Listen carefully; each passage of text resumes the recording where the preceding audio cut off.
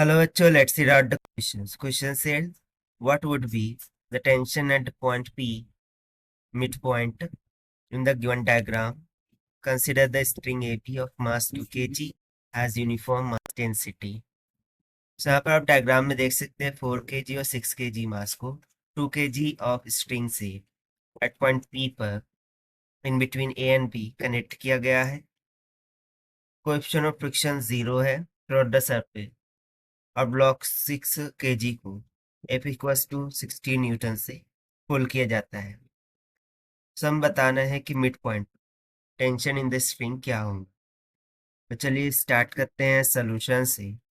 But before of its let's talk about the key concept which we are going to use here for this question. तो simply यहाँ पर हम Newton's law का use करेंगे which state that के net force is equals to mass times of acceleration and second हम use करेंगे the sum of all the forces at a point is equals to 0.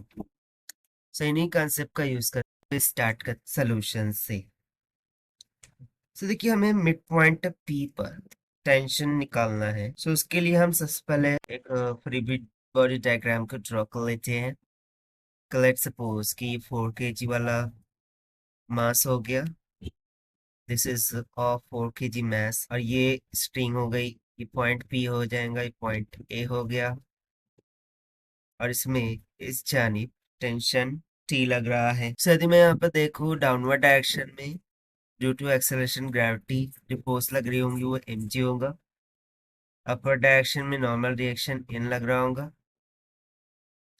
और इस डायरेक्शन में tension T लग रहा है। अब चूंकि हम force F is equal to 60 newton से इस डायरेक्शन में इसको पुल कर रहे हैं।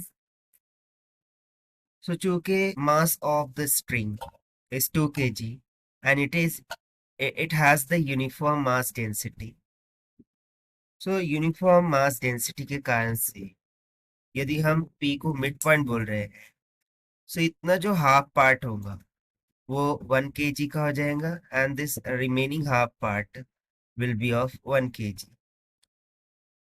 सो यहाँ पर ये तो 4 kg का मास है, लेकिन ये जो हाफ स्ट्रिंग बन रही है उसका मास कितना हो जाएगा 1 kg की वजह से due to uniform mass density. तो सबसे पहले तो हम by considering the initial case the acceleration of the system को फाइंड करेंगे.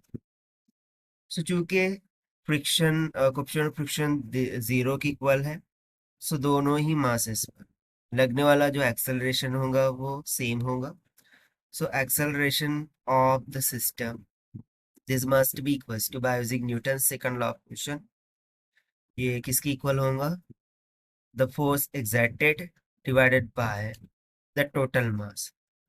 सो it will be equals to force कितनी लग रही है 60 न्यूटन के बराबर डिवाइडेड बाय टोटल मास क्या होगा.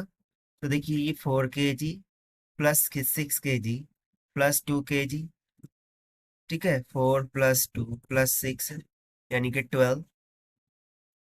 सो ये हो जाएगा 60/12, 12 5 60, यानी कि एक्सेलरेशन फॉर द सिस्टम निकल के आ जाएगा 5 मीटर पर सेकंड स्क्वायर की.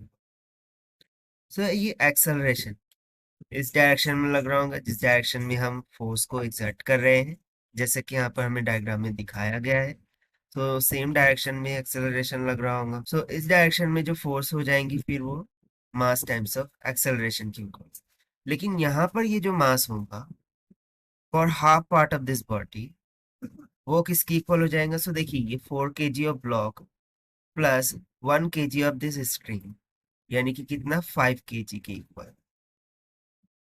So now by using the sum of all the forces equals to 0 law, we can state that कि जो net force लग रही है into the system this must be equals to mass times of acceleration of the system.